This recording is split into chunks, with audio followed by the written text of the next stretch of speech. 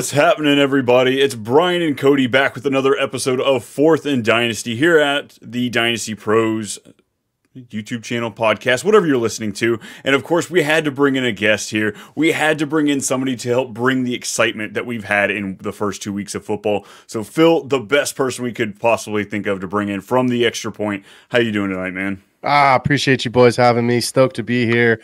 Wild and crazy 2 weeks. I'm stoked to get in and just kind of break it down, chop shop with you guys for the next little bit here. Absolutely. Cody's riding 2-0 right now, so we're going to be lucky if we get a word in all night. But I'm super excited. Like you said, talk a little football. It's back. It's back. Let's go. Yeah, you're right, Brian. I am headlining this episode because, well, you're on like every freaking show right now. So I decided, during the season, I'll give you a little backseat for this show only. So that means I get some of my daily rants in here first. And you know what? I just went to the dentist today. I had a cleaning. My teeth are notoriously bad, so I'm kind of in a mood.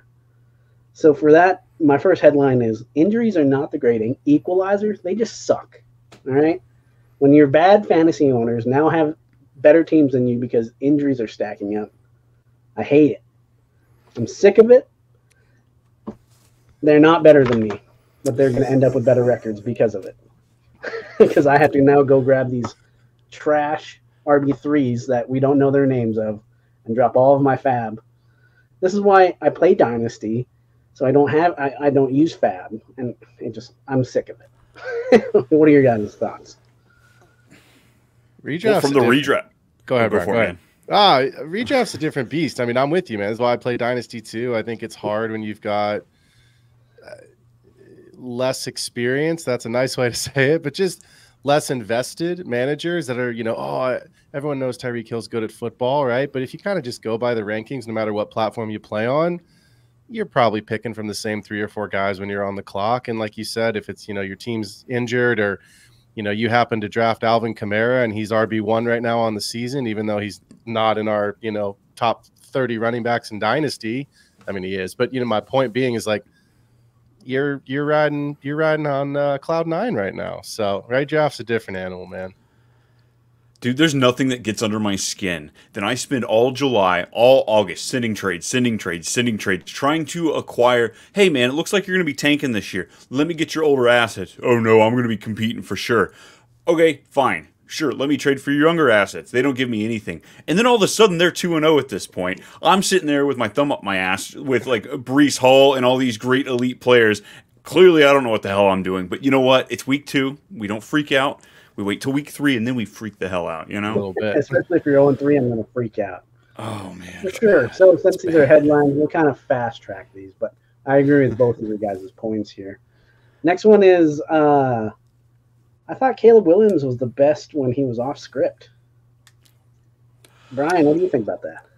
Dude, I feel like I've been saying it all offseason. I don't know why they didn't get Eberflus the hell out of here. You see the Colts stuff behind me. Yeah, he's a Colts man, but he's a defensive coordinator. He is a coordinator at best. That's what we've learned from so many of these head coaching hires. Some guys are meant just to be the coordinator, not the head guy. And now we're putting Caleb Williams through at least 1 year of Eberflus. He might get stuck with 2, but hopefully just 1 year. Then we're going to bring in a new head coach next year. Hopefully they get it right. So it might be year 3 before we really see Caleb Williams ball out. And for somebody who bought a Caleb Williams share this offseason in Dynasty, I'm kind of in a standstill here. It's hard. I was on my show, we were talking about sit starts last week, and I did it. I planted the flag and said, I think you can start Justin Fields over Caleb Williams. And I got blown up in the chat. I got hee-hawed by my own, co-hosts. And I was right. And this isn't, oh yeah, I was right. That's the barometer of the floor right now of where we are, is when you're actually thinking that Justin Fields for a redraft, not in a dynasty, but for a redraft league for 1 week, and again, maybe here and again in week 3, might actually be the better play than the next Patrick Mahomes. I don't know if it's the curse of the number 1 pick or what it is, man, but we need to see something a whole lot more than what we've seen to really start feeling better about Caleb. And the last piece really quickly is they've given him every chance to be successful, right? That's why Justin Fields sucks, is because he didn't have any guys and Caleb has all the guys. So, it's rough right now for Caleb Williams owners. Yeah, and just because I have purple behind me doesn't mean I'm a Caleb Williams hater. I am a Bears hater, but I'm not a Caleb Williams hater. I did like him coming out, and he was obviously, like everyone else, I ranked him the QB1 of this draft class. It's just the Bears are going to bear, man. Everyone. You're telling me you didn't have Bo Nix as your number one quarterback? Michael Penix Jr., baby, let's go. He's the big winner so far. I tell you what, if Kirk Cousins doesn't throw that touchdown pass to Drake London, you might see Mr. Penix this week. Would have been the talking like all week. That's not now, but that might have been a question. Stephen A. might have had something to say. That's hilarious. Hey, Kirk won in Monday night. I think we just give a little bit there. I didn't think he was going to pull it off. The end of that touchdown was a happy surprise. So let's go Kirky. I think he had time to kind of quit. You're making me jot down one other headline. Okay. Kirk Cousins is okay in primetime until it matters.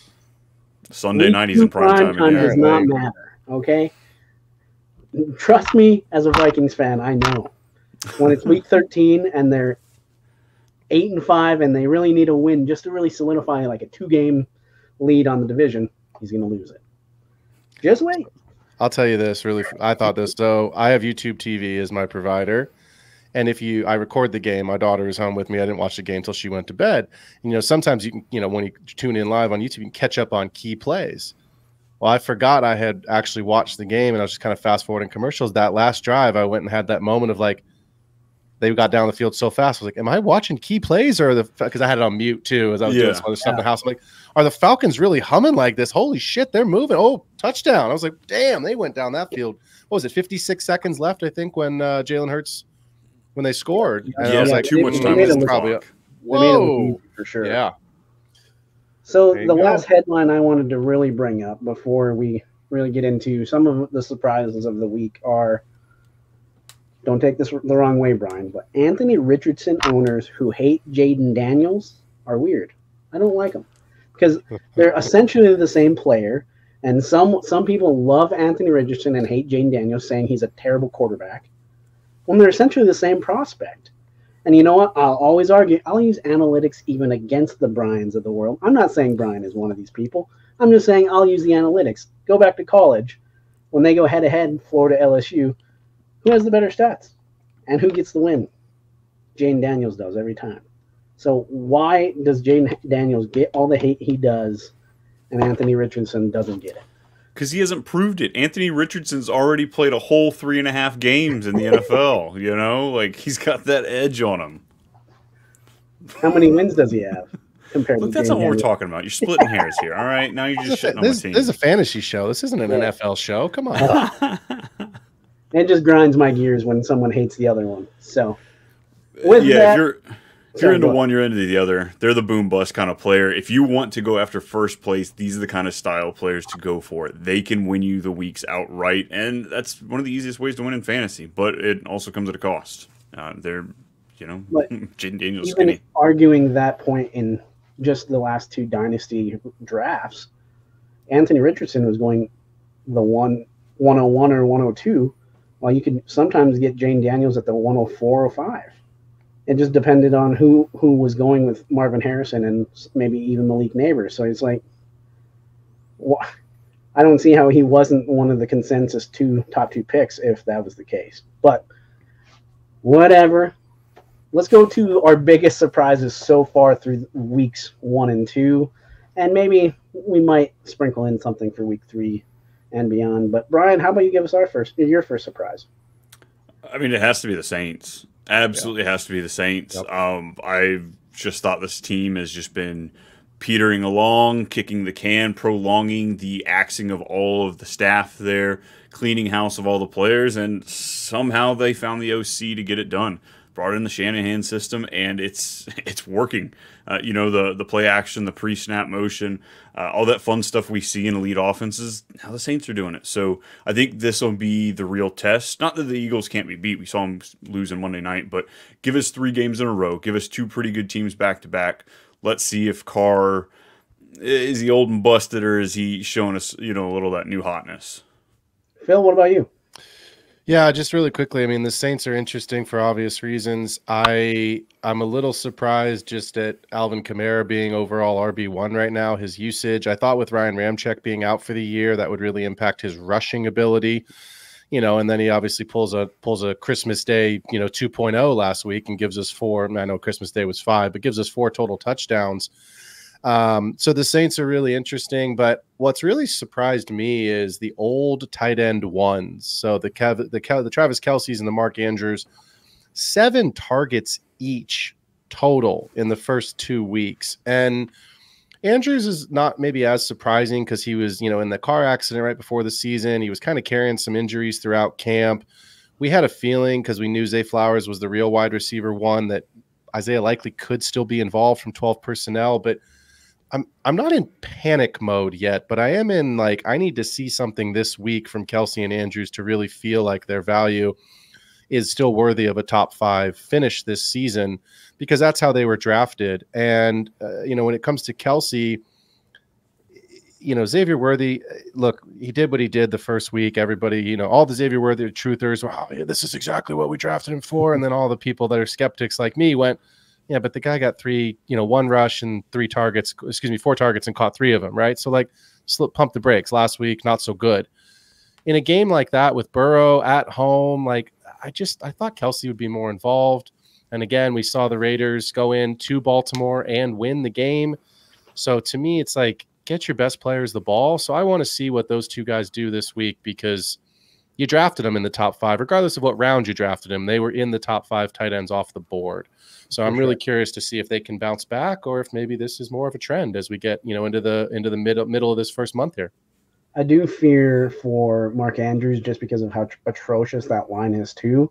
He's a far better blocker than Isaiah Likely is. So if you're going to have to run a lot more 12 personnel just to get a 6th blocker in there, and that's going to be Andrews in most of those cases, unless you're just running Lamar Jackson for his life, they might just have to. I'm cool with that. I'm cool with that. Yep. I am too. Says every Lamar Jackson owner ever. Right. Right. Yeah, no doubt.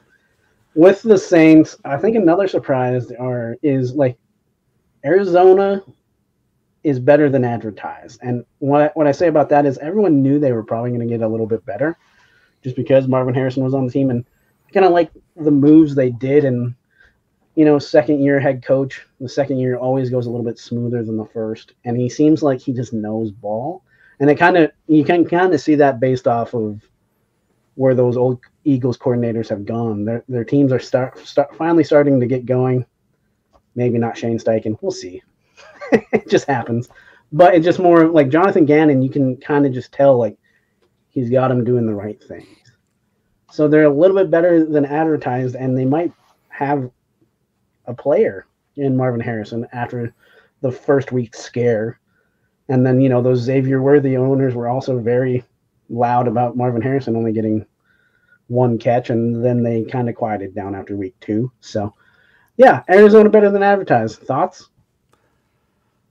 I'm excited about it, that's for sure. I bought in a lot of Kyler shares. I didn't get a lot of Marvin Harrison Jr. I was afraid of almost buying him at his peak price, so that, especially after week 1, clearly there might be a little inconsistencies, or he just needed 1 week to get it all together. But all in all, I love seeing Arizona play well, especially now that we're seeing the Rams completely fall apart. The Niners are falling apart.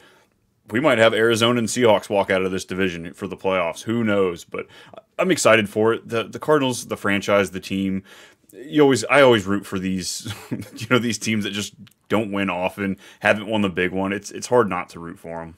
Go Vikes. Go Vikes.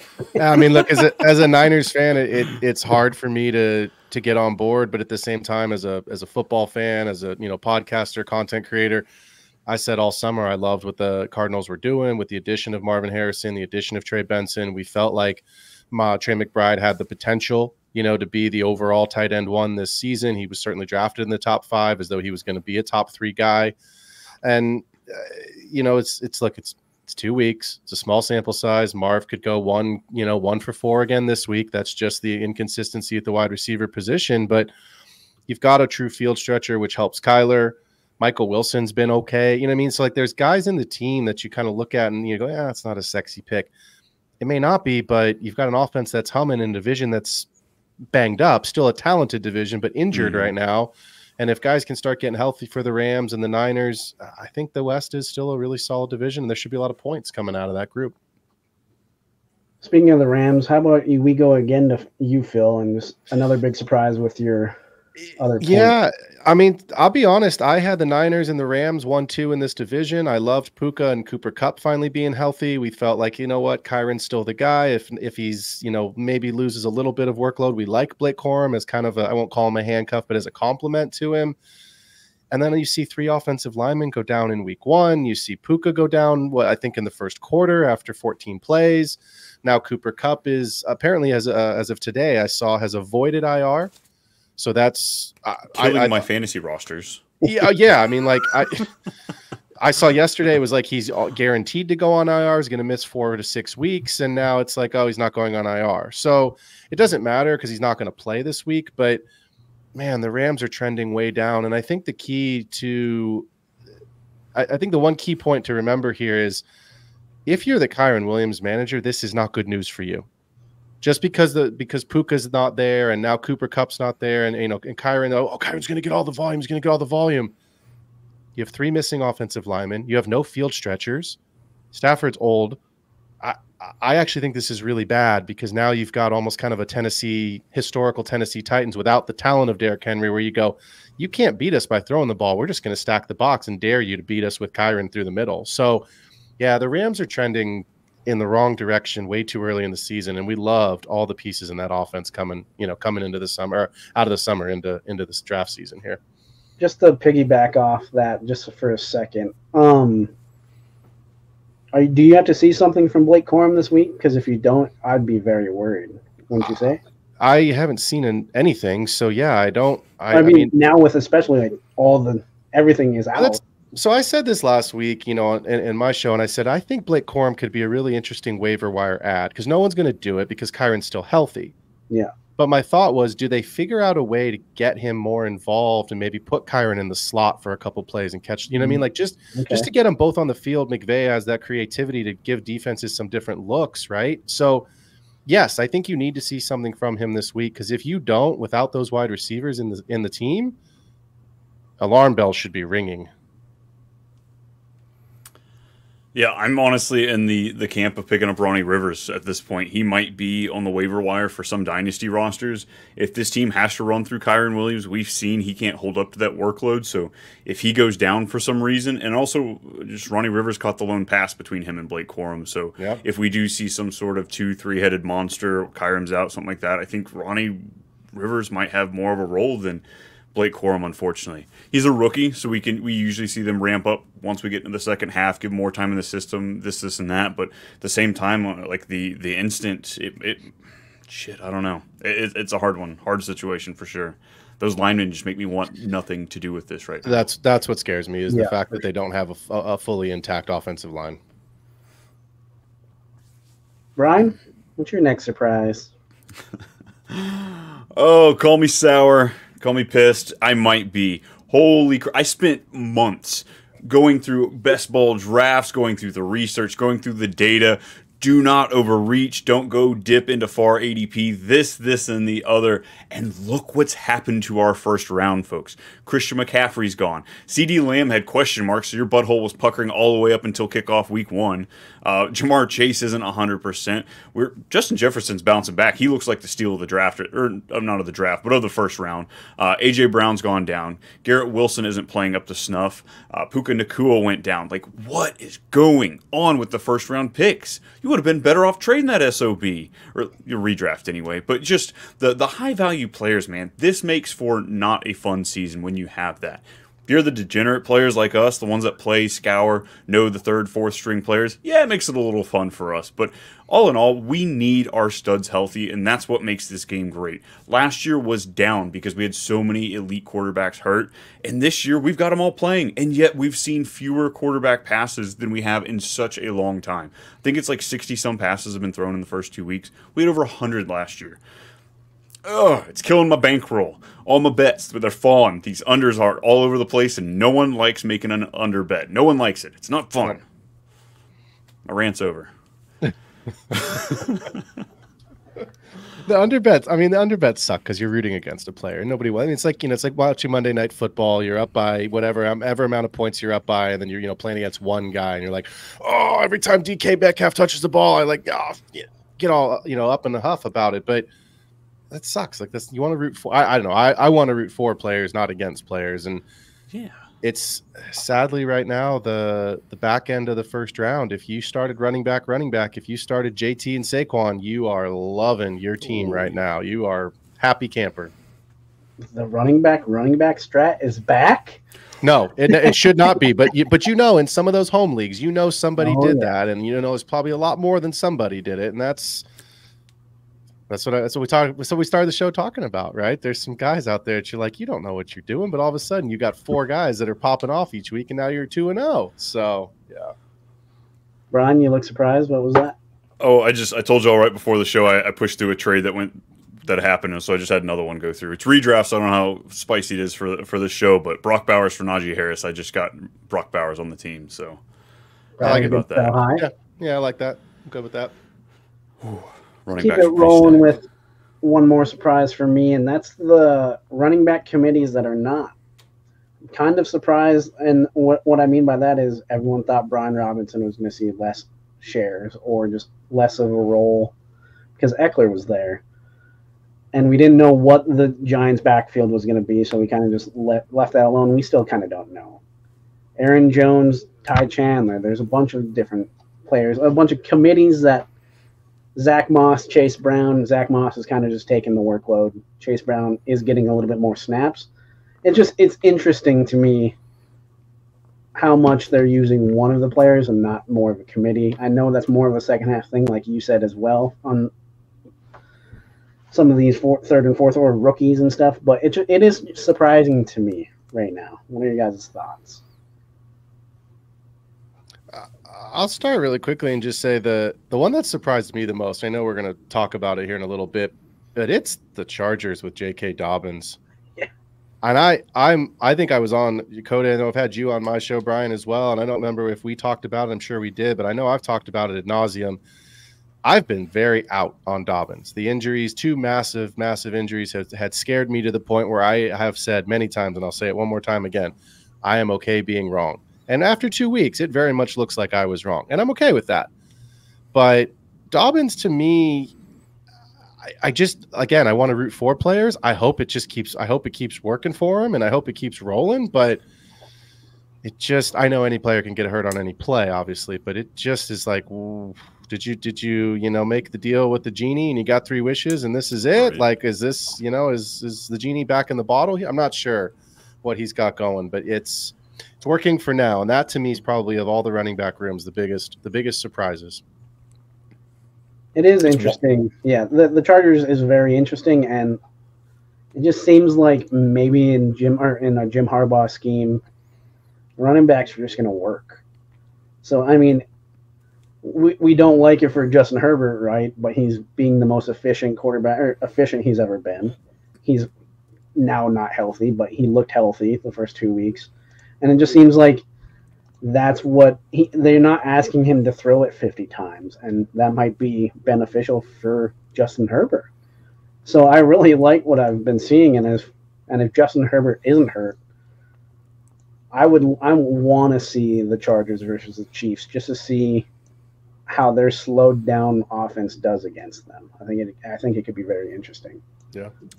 Yeah, I'm excited to see what kind of competition they can start playing going forward. Phil, kind of to your point, though, I don't know if the inefficiency, sure, maybe we could say you're wrong on, but like he saw 17 touches, and that was still less than Gus Edwards. So he's still not running away as the bell cow. He just has inefficiencies that we've never seen, and no one would ever thought. I mean, he had over 6 a carry in his first 2 years, so like we've seen him do it there. But how is he breaking that with, like you said, he made a deal somewhere? It's some wild stuff. I just expected him to be dust. I just didn't expect him to be involved hardly at all. I really thought Gus was going to be in that role, the guy. I know they're going to run it, but yeah, just his involvement has been 50,000 guaranteed for this year. That is all he is owed. Wow. And that I thought was one of the biggest indicators. Yep, 100% right. You found the Wes Welker deal. Mm-hmm. He came back from the ACL real quick. think we have one left, Phil. Yeah, just the AFC North. You know, I mean, look, at the end of it all, we expect Mike Tomlin to be the guy that competes. We know the Steelers do a whole lot more with a whole lot less of what they have on their roster. They do it every single year, but I didn't have a problem. No one had a problem with the Ravens going to Kansas City on opening night and losing. I had a huge problem with them not losing to the Raiders, blowing the game. I mean, to me, that was a big shocker. Cincinnati's a mess right now. You know, T. Higgins, we expected to be the guy because Jamar Chase was unhappy. Then he does his hamstring in, 2 days on, I think it was the Wednesday or the Thursday before opening that Sunday. So then he goes out for at least 2, maybe 3 weeks. I don't know if it says he's, potentially, but I think they play Monday night this week. So you can't, I have him in a ton of places. I'm not putting him in my lineup this week. I'll deal with someone on Sunday and hope, if he plays great, I'll see what it looks like. But to see those two teams, I think their win total's 10.5. Obviously, we felt they were the two best teams in that division. It's just upside down right now, and the Browns are they're just gross because they're gross, and they're gross because of Deshaun Watson, who's got another assault case and whatever he's done this time. So it's like, just come on, Cincinnati, come on, Baltimore, get your shit together. I'm fine with the Steelers being in that mix, but let's invert the division where we expect it to be. Yeah, when eating the W isn't the weirdest thing in your quarterback room, that's a problem. Yeah. Honestly, we're all rooting for Jameis to get out there. I have him in just about every dynasty league I have. Like, we're all rooting for that. But how great would it be if we can see them get off that contract with whatever lawsuit BS they work, and then let's get Bryce Young up to Cleveland. Let's just keep this ball rolling in the shit. What's the jersey? They got 27 names on the back of the jersey of quarterbacks that have failed. What's 2 more names on the back? Right. Let's keep it rolling. So to put a bow on biggest surprises and with the AFC North, are you guys worried about and buying the news articles of people worried about Joe Burrow's wrist? Not after last week. Think it was all right after last week? I think he's fine. I mean, look, I think it was a foul. I understand the complaints about the referees, and they get Kansas City whatever they want. But what did they go call? It was either a holding or a pass interference. My brain's blanking on which one it was right now. But either way, was it PI? Okay. Yeah. You go back and watch it, and I watched it a couple times. It's a foul. So you can't cry too much about it. But at the end of the day, you just feel for the Bengals because, dude, you guys stunk in week 1 at home against the Patriots. You were absolutely unwatchable, and then you go to Arrowhead and you kind of you basically win the game to then lose it in that fashion. So I'm not super concerned about the wrist. I just more so feel bad the Bengals are just being the bungles right now. It's because Zach Taylor sucks. What? What? Who said that? That's a great headline right there. But I want to play a little game with you guys, and I'm calling it the Dynasty Who's, and it's the Dynasty content that I could find that I don't think anyone else is doing right now. Because everyone's focused on exclusive shit. Did y'all hear that? Exclusive stuff here at 4th and Dynasty. Look at that. Look at that. So it's actually for those roster clogger players, right? What do we think we need to do with them? They might not be roster cloggers. You might be buying them, selling them, or holding them. So we're going to go one by one. I'm going to give you a player. So I'll give Brian a player, and then I'll give Phil a player. You just give me buy, sell, hold, and why. And then we'll just kind of go back and forth like that for a little bit. Let's do it. Sound good? Do we get a button? Do you have a button for us? Oh, I we should have a button. Like boop. Yeah. Okay. Brian, we'll go to you first. What are you doing with Jahan Dotson? Boop. Sell. Why are you selling? Dude, I listened to an amazing podcast this offseason. I believe the Dynasty Nerds did it, but just the way they made me look at depth wide receivers changed how I roster. If they're not a startable asset, even close to being a startable asset, like that wide receiver 3, they're a roster clogger. Get them out of here. I want my bench full of quarterbacks and running backs. And maybe 1-2 wide receivers to plug in here, maybe 1 tight end, but I want to maximize my running backs because those are the players that you can plug and play. Wide receivers, if they're sitting on your bench, they're usually there for a reason, unless you got like crazy good depth. But Jahan Dotson, even with an injury to A.J. Brown, he's not doing anything. He's stuck behind those 2. They got a new contract. That wasn't fast at all. That was fast enough.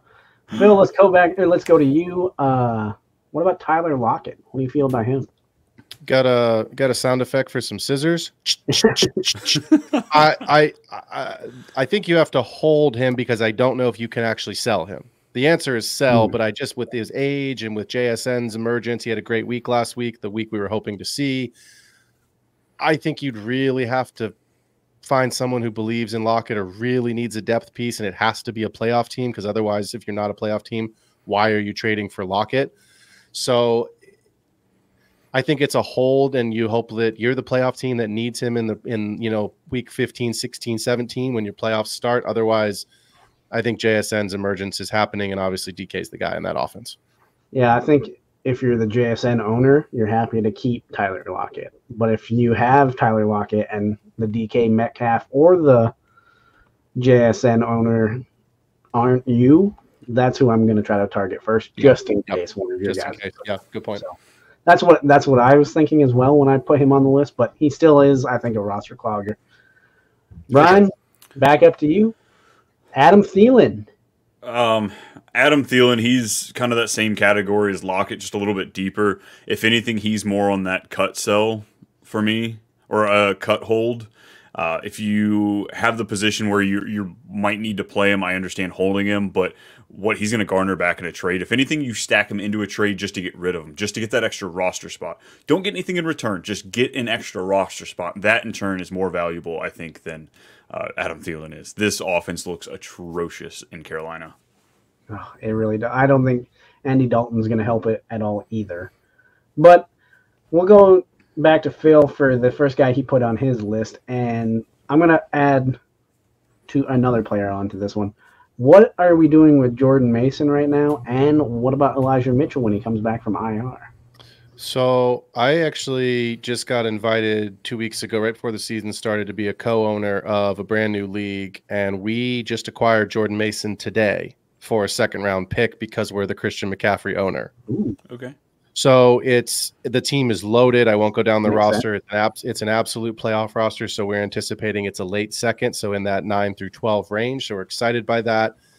Mitchell sounds like now needs surgery. He's on IR. If you watch the Niners, I'm a Niners fan, but if you watch the Niners, Deebo Samuel goes in the backfield. They get Kyle Juszczyk involved.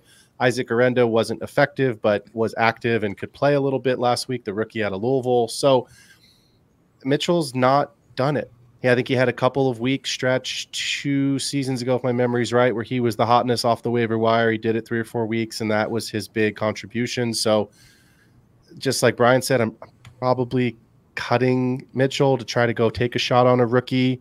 If it's Kareem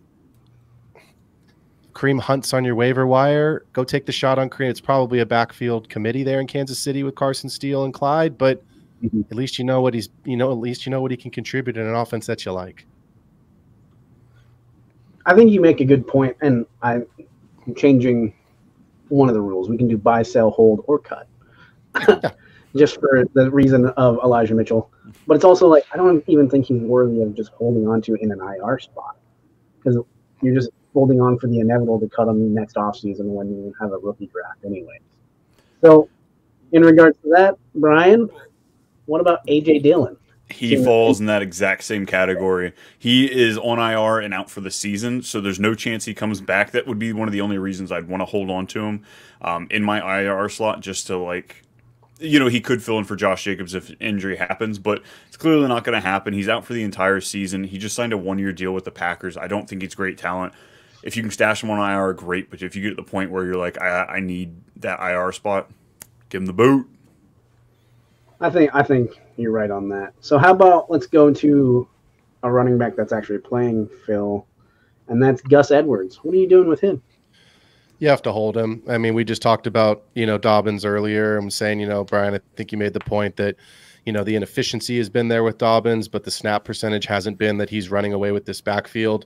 Any player can get hurt on any play. And if I'm going to put any money on a player getting injured, I think I might take the guy that's lost his last 2 full seasons. So, yeah, I think that's probably a safe over bet. But look, the key metric is even if Dobbins stays healthy, you have to remember this. This is why we were excited about Gus Edwards. 13 rushing touchdowns in a Greg Roman offense in Baltimore last year. So it's only week 2, and we got 16 more weeks to go. 15 for 13 for fantasy purposes. 15 if you're making the championship game. Touchdowns could easily start flowing for Gus. Let's just finish off that backfield then, Brian. What about J.K. Dobbins? What can you really get for him? I'm personally holding. I don't think I'm going unless I'm a tank. Unless I'm tanking, I'm rebuilding. I'll take whatever I can get for him. But if I'm kind of in that in between, I'm trying to compete, but I'm not 100% sure. I don't think you're going to get equivalent value to what he's producing on the field right now. So you just got to hold him, ride it out, and happy you probably picked him up this offseason for pretty cheap, or last season you kind of already made mentally, all right, J.K. Dobbins' career's over. So I think it's all gravy at this point. Would you, if you were the Pacheco owner, and someone you're trying to get Dobbins and you offered them a third, would they take it? And / would you take that? I think that's right around the price where the price would be. Second's too rich for me. Yeah, I thought so too. So it was just more of a third. I think gets it done. Let's go do a wide receiver room that I don't know what to think of, and he's getting a little bit of run. So Phil, what about Dyami Brown? I know he's probably not rostered on a lot of leagues, but there are some deep leagues out there that he might be stashed on. Yeah, I just looked it up. He had 56% snap on week 1 with 0 fantasy points, 69% snap percentage in week 2, 2.7 in a full PPR format. In a half PPR format. I would rather have Luke McCaffrey just because of the age. Dyami Brown's only 24, but yeah. Luke McCaffrey. Look, there is no Jahan Dotson's gone. There is no wide receiver 2 in that offense. We haven't really seen Ben Sinnott become this, like we were talking about with Likely earlier, kind of the de facto wide receiver 2 as the tight end. I don't know if I would take. I know you're going to ask me if I say sell him, what I would get. I wouldn't take a third. I'd probably take the third and take the shot on a rookie next year. I wouldn't take the other inverse of that, where someone offers me Brown to give up the third. So same. I'm probably holding to cut to get a waiver wire guy. If I can sell and get a third, I think that's my preference. But I don't think there's a lot of people in your leagues that are going to take that offer. There's a lot of taxi squads too that are 1, 2, and maybe even 3 years. Maybe 3. Is he even worth stashing at this point? He's got 3 years, so I don't. Yeah, it'd have to be most of my taxi squads are 1 year, and I've got a couple leagues that you can put a second-year player, but after that, they've got to go in the active roster. So I don't even think he's going to qualify because this is his 3rd year in the league. So he's almost unrosterable. I think we can all agree on that. Yeah, I'd be keeping Jahan Dotson before I kept Dyami Brown, I think. Yeah. Interesting. All right, Brian, let's get to a player that we've kind of talked about already today. What about T. Higgins? What are you doing? You just got to sit and hold. He will be signing this offseason. His value will go up. This might be one of the lowest points for his dynasty value, and until his career starts falling off. But we're going to see a huge jump come probably late February as people are trying to acquire him before he signs. But at this point, you're just sitting in it. It sucks. You're just sitting in that medical tape, just rolled up in it just like he is. I would shoot some offers and buy him. His value's low right now. He's probably going to go somewhere else next season where he's going to be the one. But as of today, we have no idea where that could be. See if you can go get someone who's got A.J. Brown and T. Higgins as their 2 wide receivers on a dynasty roster, desperately needs someone, and kick him a pick and a player, and just see if you can get him for a vet in a second. See if you can get him for a vet in a third. I've been trying to manifest this since the summertime. Remember, Brian? I would love to see T. Higgins to Arizona and go 1A, 1B with Marvin Harrison Jr. I think it would just. I would love to see that, and I want to get him in every aspect of the dynasty. If that happens, obviously, I know that's hypothetical, but if a scenario like that happens, I want him on my team before he makes that deal happen. Send him to Vegas, man. Him and Brock Bowers out there. I said all off season, don't rule out the Chargers. They need a guy. He's available. And I wouldn't, if Jerry wasn't so fucking crazy, I wouldn't rule out the Cowboys either. The problem is he's nuts and they've just paid a bunch of guys. So, but yeah, Honestly, the Chargers would be interesting. If the Bengals drop a few more games and they are closer to being out of playoff contention, I think I love the smell of that, just with the Chargers being 2-0 right now. Yeah. Talking about being dropped, Phil, what about Bryce Young? What are we doing? Who? Bryce Young. Bryce Young. Who? I you drafted him at the 101 or the 102 last year. You have not seen anything resembling even a starting quarterback. I don't think you can trade him. You can't cut him because Andy Dalton's not the guy long term. We've already made a joke about him going to Cleveland. If it wasn't in division, I would say that somebody's going to go trade for Michael Penix and that Bryce Young could wind up in the Falcons. The problem is it's in their division, so that won't happen. So I think you have to hold him, and I think you have to take the L on the roster right now, and that sucks. That absolutely sucks because in a super flex, in a single quarterback league, you could make the argument you could try and trade him for something. I wouldn't cut him, but you could try and trade him for something and just say fuck it and cut your losses. But in Superflex, I don't think you have a choice. I think you have to hold him as your third or fourth quarterback on the roster and hope by the time whoever's in your bye weeks that he's back into the starting lineup over Dalton, and you can at least get more than 0 points that week, which you might also get 0 points that week. Let's be honest. But it's just, to me, it's so, I'm actually doing on my show tomorrow night. It's one of my hot topics of like, what do you do with him? And I've been going through some numbers and metrics because it's sad. It sucks because he's a young kid with a career ahead of, some sort of a career ahead of him for at least 2 more years before his rookie contract's up. And he's just sadly going to clog a roster space for you right now. It's interesting. With this happening this early, it almost reminds me of Tua with Brian Flores. And like, it just, but unlike that, the coach isn't going to get canned. The player is going to get canned.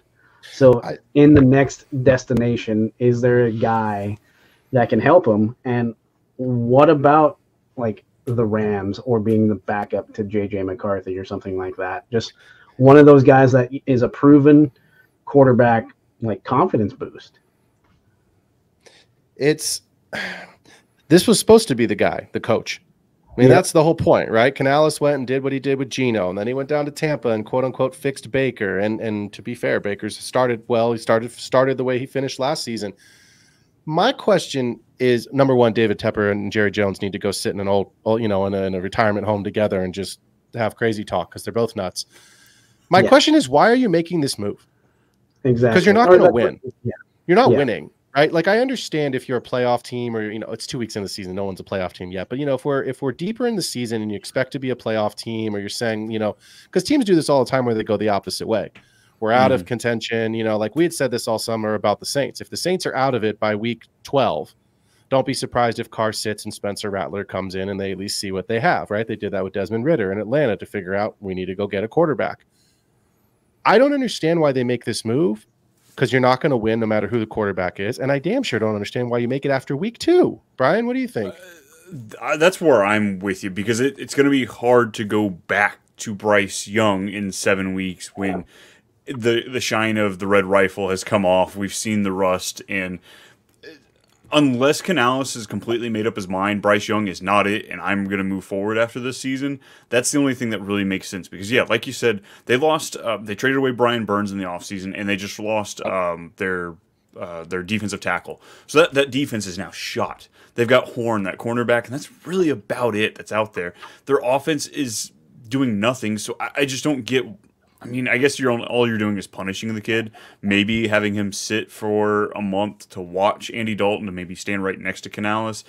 Maybe he can learn something, but it might just be physical with the kid.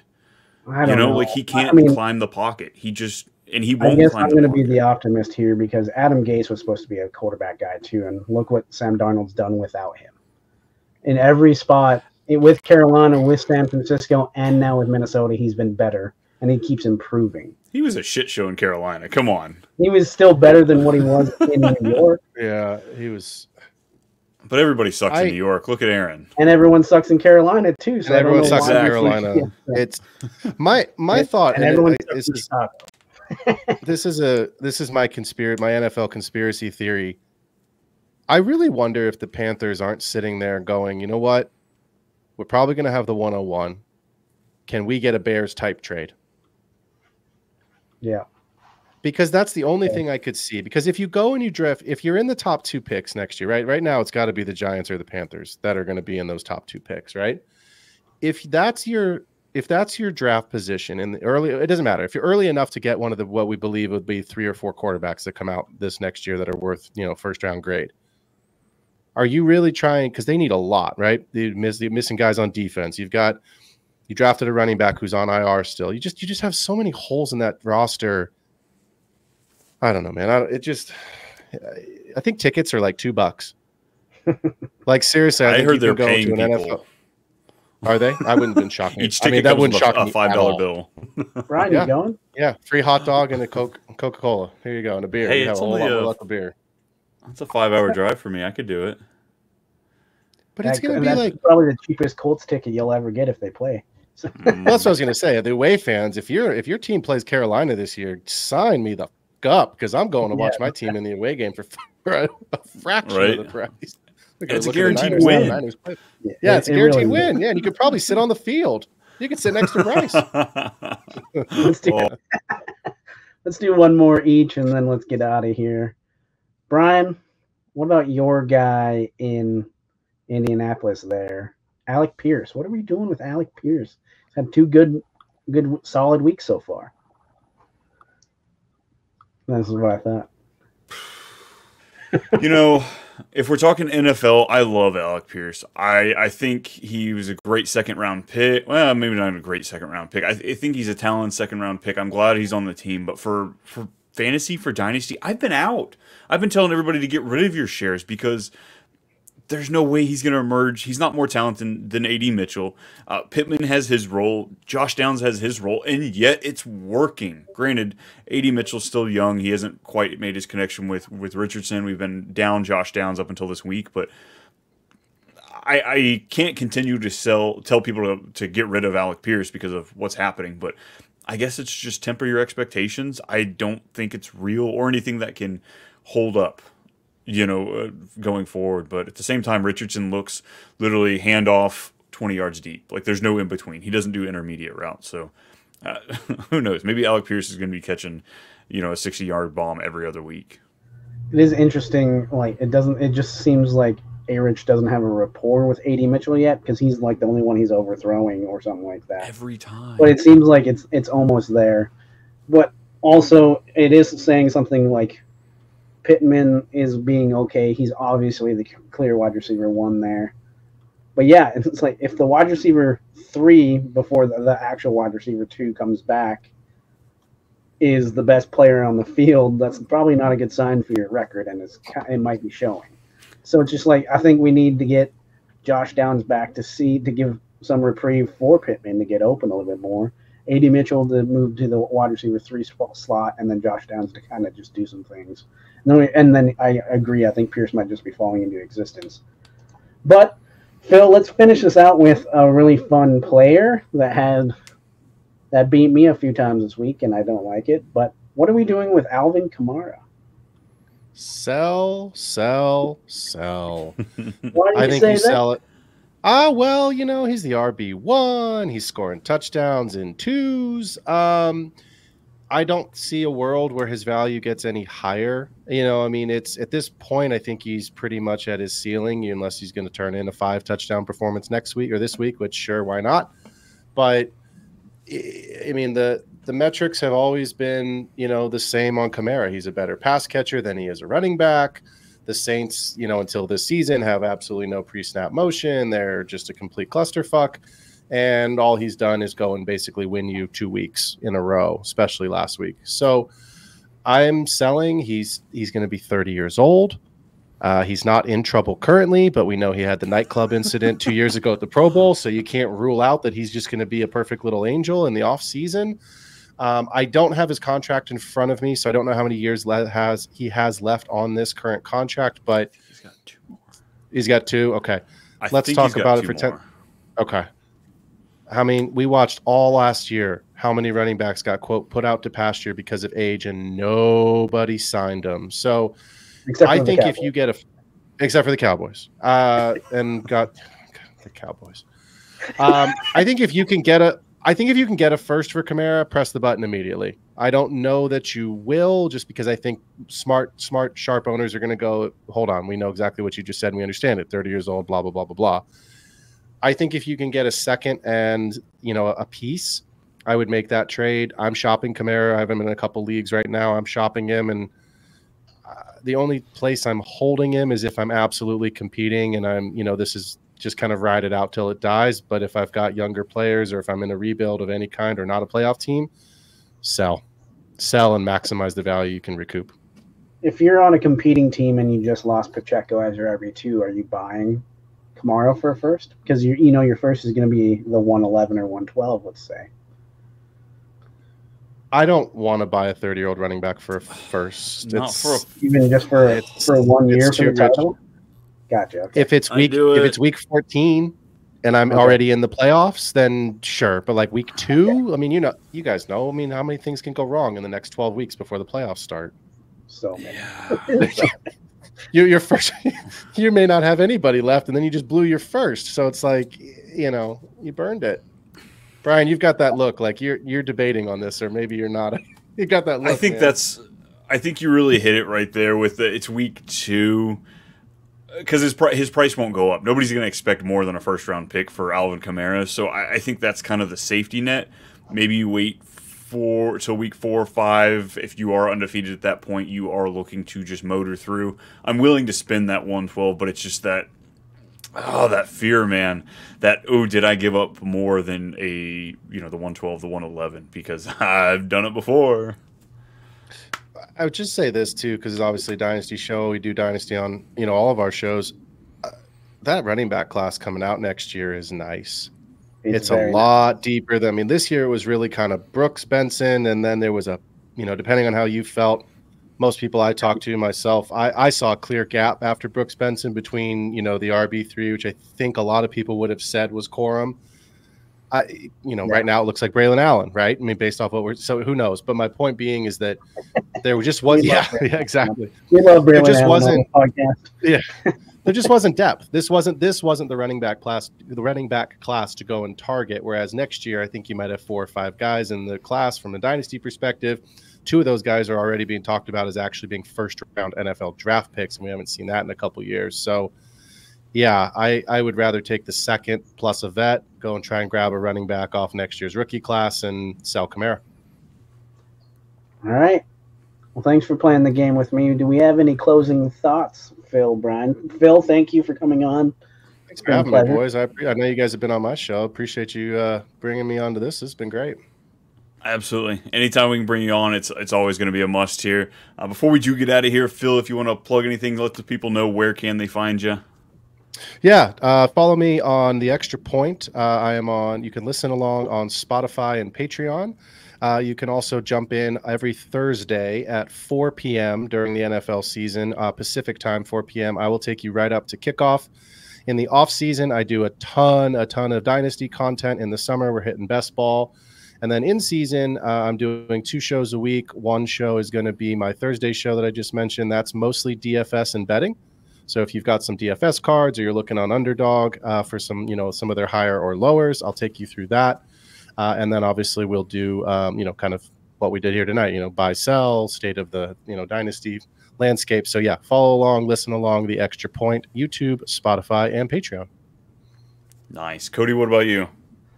So week 1, week 2 are in the books. You can find me at Dynasty Pros and everything. But you know what? We're not gurus at this. I lost week 1, 145, 143, and I was the second highest scorer. Week 2, I won 87 to 79, and I was the second least high scorer. Fantasy sucks sometimes, and that's just where we are.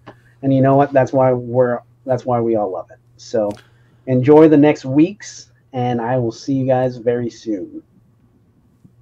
Yeah, if you're looking for more of me, I am at @too_much_Brian on X. You're looking for my written work, it's going to be on QB List at qblist.football.com. And then, of course, you're looking for more videos of me. I've got 5 shows a week at Too Much Fantasy Football on the Fantasy Football Advice Network. But until next time, guys, we got to get out of here.